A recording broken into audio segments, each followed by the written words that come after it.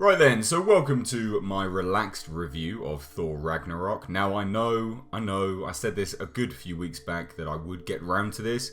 I have finally. I watched it on Friday, just gone. It is now Monday, this is why I'm recording it. However, this is a relaxed review. Now I know a lot of people are not overly fond of these relaxed reviews. They like the scripted approach, the well thought out, that sort of thing. However, this movie is essentially old now. That is why this review lends itself perfectly to Thor Ragnarok.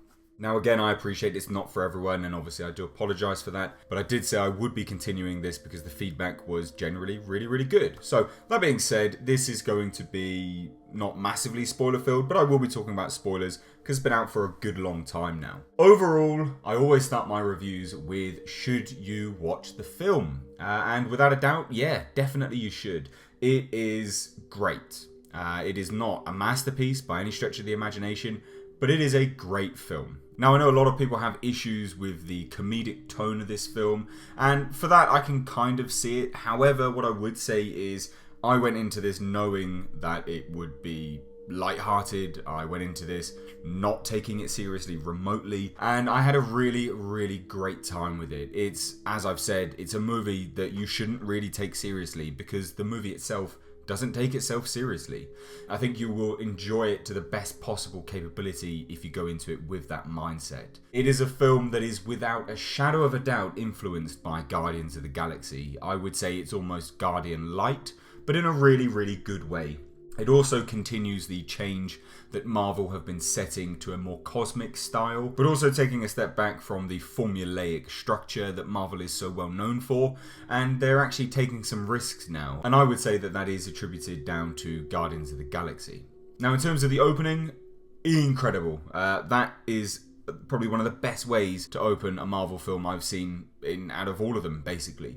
It sets the tone immediately, you know exactly what you're getting, and it throws you right into the story. It also serves as a little bit of background straight off the bat, basically. The plot threads from previous movies have been somewhat tied up, not massively, but somewhat tied up. And by that, obviously, I'm referring to Loki in replace of Odin. What I didn't really enjoy, however, was Odin's death. I feel it was a bit of a cop-out, pretty quick. And also, you're losing an actor which is absolutely incredible. I think he'd likely turn up again in terms of cameos and things like that, but it really is a shame. It also was, like I said, it kind of came out of nowhere. I mean, I was expecting him to die, but it kind of just happened, and there wasn't really any build-up, there wasn't really any payoff for that, and it was a real shame, to be honest. I would have liked to have seen a better send-off. However, this again signifies Marvel moving away from their formulaic approach. There are risks to this universe now, people do die, and again, this is something that was set in Guardians of the Galaxy Volume 2. So, massive props to Marvel for doing that. One of the things I would say is actually a pro and a con to this movie is the improv. Now, obviously, it's directed by Taika Waititi, and he is massively well known for his improv. It is to the film's credit, but it is also to the film's detriment somewhat. And the only reason I say it's to the film's detriment is because if you don't go into this movie not taking it seriously and understanding that the film doesn't take itself seriously, then you're probably not going to have a good time with it. The improv is awesome. Like, I had a really good time with the improvisation. It worked. It was funny. And also goes to show Chris Hemsworth as a comedic star. He has great comedic timing. He is proving himself to be a fantastic comedic actor, which is not only a surprise, but it's refreshing to see. One thing I would say again, another standout for me was Mark Ruffalo. I thought he was superb as both the Hulk and Banner. In terms of the Hulk's kind of development, really enjoyed that. I can see what they're doing with it, and obviously further down the line, kind of how they're going to approach it or where they're going to take it. It's great. It's really good character development, but it's also a way that they have now developed the character further forward and removed him from being some bland, muscle-bound moron. He does actually have more depth now, which would likely have good payoff further down the line. Good. Really good. Tessa Thompson, a lot of people have said she's actually the standout. For me, she really wasn't the highlight. I thought she was great. She did a serviceable role. She wasn't bad by any means, but the highlight to me was Cate Blanchett. Amazing. Absolutely amazing. In my eyes, to date anyway, probably one of the best Marvel villains. She was deadly. The risks were high with her around. She was seductive with it as well. And not only that, she had massive conviction. And we saw it because Asgard was destroyed. And again, it just continues that shift from Guardians of the Galaxy, where there are risks now. People do die. The universe isn't set in stone. And it is, again, moving away from that formulaic structure to something a little bit more unique, which is what Marvel needs to do. Because otherwise they're going to get stuck in the rut and probably eventually no one's going to watch their films. I will say this though, it's not 100% there yet. They do need to keep going there. It was definitely a step in the right direction though. Also, Jeff Goldblum, so good. Absolutely, really, really good to see him. And again, he didn't really act that much. He was essentially just himself, but he owns that character, the Grandmaster. He absolutely owns it, and it was really, really fun. And that's one of the things I would say about this movie is it is just fun. If you go into it taking it seriously, you are really not going to have a good time. Go into it with the expectation that it is a fun film, doesn't take itself seriously. You shouldn't either. It doesn't really set up that much further down the line. It's almost like an Elseworld kind of off-shot story. But it works. It absolutely works. There are obviously significant things that happen. Asgard is absolutely decimated. It's destroyed.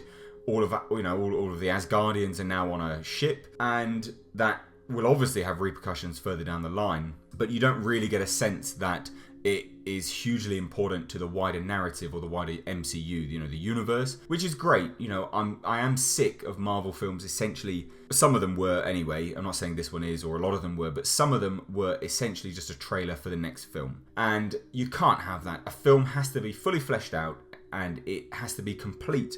Don't sell me a film which is just a trailer for another one or set up for another one. And this, Marvel absolutely did. It was superb. Had a really, really good time of it. Like I say though, it's definitely not a masterpiece. Some of the jokes didn't land for me. Some of them were a bit boring or, just a bit too out there. But on the whole, I would say probably about 90 to 95% of everything was hilarious. I had a really, really great time with it.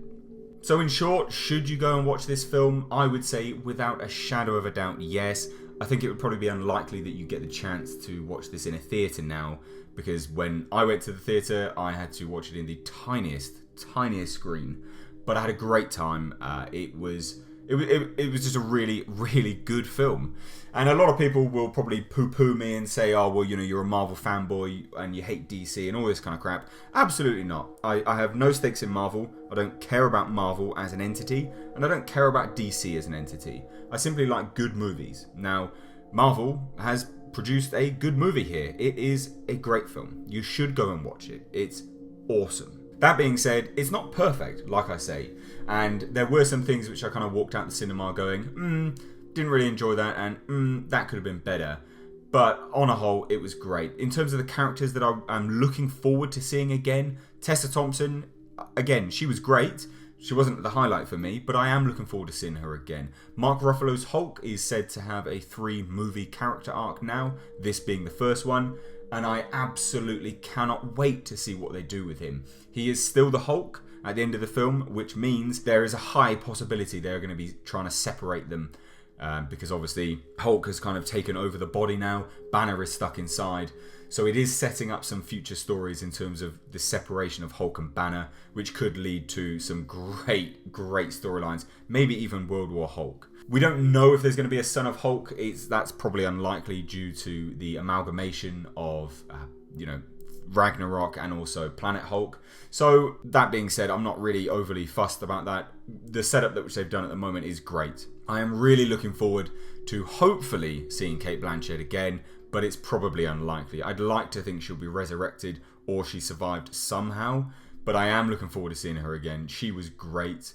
She just absolutely owned it, and you could see she was having fun. This is one of the main things about this film, is that everyone involved looked like they were having fun. And that goes a long way in terms of, coming across as an engaging movie and also an enjoyable movie for the audience, which this obviously has been because it's produced such incredible numbers so far.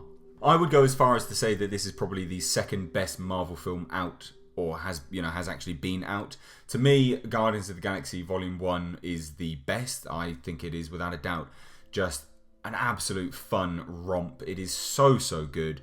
It has pretty much everything right. The soundtrack, the uniqueness, the cosmic kind of vibe. It's just a great film, and this moves further into that direction. And for me, it also does it in a similar but unique fashion. So I would say this is actually my second favourite Marvel movie to date. So if you've seen this film, I would really love to hear your thoughts on it. So please do let me know down below in the comment section. And if you did enjoy this video, then of course, please leave a like and subscribe to the channel for more movie reviews in the future.